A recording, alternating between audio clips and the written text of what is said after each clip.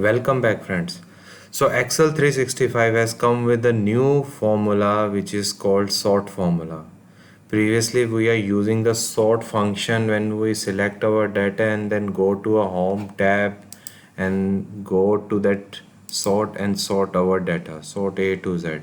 So these are the manual calculation that we have to do manually by selecting the data, and every time we have to sort the data we have to go there and get the data sorted.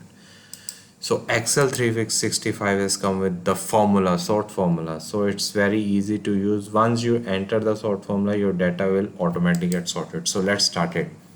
So I have this one database where I have the name of the student and the marks they have obtained, the grade they have obtained.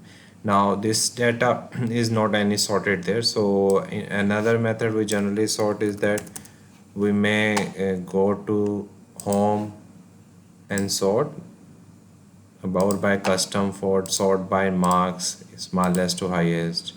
So shortcoming of this, that suppose if example this person marks get changed, this cannot be automatically sorted out. So to remove this shortcoming, it's better to use short formula. So I will type sort bracket start. Array is the database you want to be sorted, so I want this whole database to be sorted. And the second option is sort index, means by which column you want your data to be sorted. So this data can be sorted by marks column, which is in the second column. So I will type 2 here. And another is my sort order. I want this to be ascending order, descending order. I want it to be in descending order. I want highest value to come at the top. So I will type -1 bracket close and enter.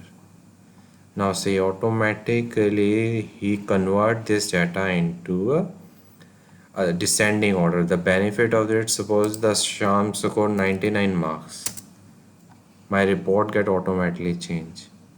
So in addition, if you want this data to be in ascending order, instead of -1 type 1, this data get be converted into ascending order. So easy to use, and you just uh, automatic update. So thanks for watching this video. Hope you like this video.